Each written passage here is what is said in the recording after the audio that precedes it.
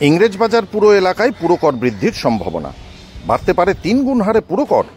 বিরোধী সিপিআইএম বিজেপির অভিযোগ, নির্বাচনে শাসক দল এই এলাকায় ধরাশায়ী হয়েছে, আর সেই কারণেই প্রতিহিংসার কারণে ফল বেরোনোর পরই পুরকরের বোঝা চাপাচ্ছে তৃণমূল পরিচালিত পুরসভা। কোপ পড়তে পারে লক্ষ্মীর ভাণ্ডার থেকে অন্যান্য সরকারি প্রকল্পে, আশঙ্কা বিরোধীদের। অভিযোগ উড়িয়ে দিয়েছে তৃণমূল পরিচালিত পুর বোর্ড। দক্ষিণ মালদা লোকসভা কেন্দ্রের অন্তর্গত ইংরেজবাজার বিধানসভা কেন্দ্রের অধীন ইংরেজবাজার পুরসভা। নির্বাচনের ফল বেরোতেই দেখা গিয়েছে এই কেন্দ্রটি একমাত্র দখল করেছে কংগ্রেস। জয়ী হয়েছেন কংগ্রেসের ঈশা খান চৌধুরী। দ্বিতীয় স্থানে রয়েছে বিজেপির শিরূপা মিত্র চৌধুরী। তৃণমূল প্রার্থী শাহনাজ আলী রায়হানের স্থান রয়েছে তৃতীয় নম্বরে। ইংরেজবাজার পুরো এলাকায় 29টি ওয়ার্ডের মধ্যে একমাত্র সংখ্যালঘু অধ্যুষিত 15 নম্বর ওয়ার্ড বাদ দিয়ে বাকি 28টি ওয়ার্ডের অনেকটাই এগিয়ে বিজেপি। 15 নম্বর ওয়ার্ডে এগিয়ে রয়েছে কংগ্রেস। প্রত্যেকটি ওয়ার্ডের তৃণমূল 3 নম্বরে রয়েছে। খোদ চেয়ারম্যানের ওয়ার্ডে এগিয়ে বিজেপি। তারপরেই পুরো বোর্ডের এই সিদ্ধান্তে রাজনৈতিক মহলে গুঞ্জন শুরু হয়েছে। আমাদের কাছে দুর্ভাগ্য যে ইলেকশনের আগে হলে আমরা হয়তো এটা নিয়ে আরো আলোচনা করতে পারতাম, আরো সুন্দর হতো।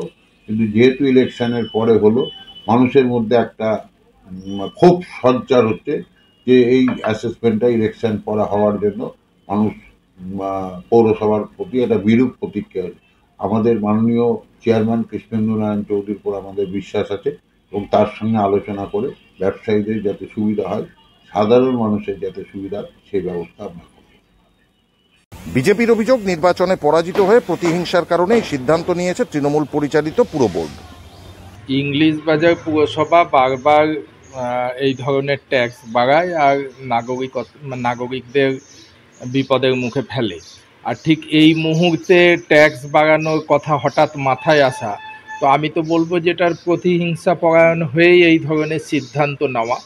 যে ইংরেজবাজার পৌরসভার মানুষ যেভাবে ভারতীয় জনতা পার্টিকে সদ্য সমাপ্ত নির্বাচনে বিপুল পরিমাণ সমর্থন করেছে, আর তাতেই তারা হয়তো প্রতিহিংসার বশত হয়ে এই ধরনের সিদ্ধান্ত নিতে চলেছে।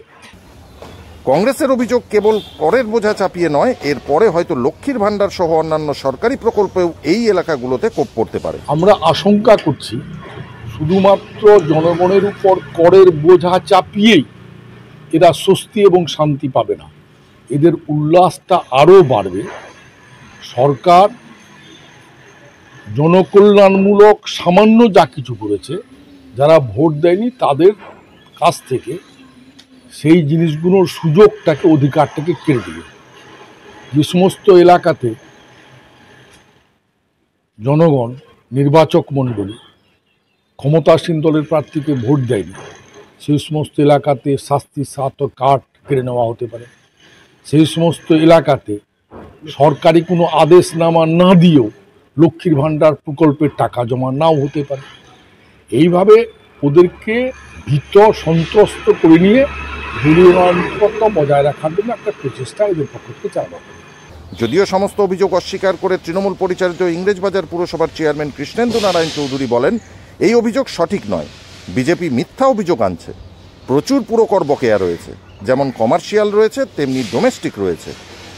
সেগুলি আদায় করার সিদ্ধান্ত আগেই নেওয়া হয়েছিল। সমস্ত কাউন্সিলরদের উপস্থিতিতে এই সিদ্ধান্ত হয়। সেখানে বিজেপি কাউন্সিলররাও ছিলেন। এই রাজ্যে পুরকর অনেক কম। বিজেপি পরিচালিত রাজ্যগুলোতে কতটা পুরকর আদায় করা হয় বা প্রতিহিংসার কারণে বুলডোজার চালানো হয়, এই রাজ্যে তা হয় না, পাল্টা দাবি কৃষ্ণেন্দু বাবুর। অযৌক্তিক কথা।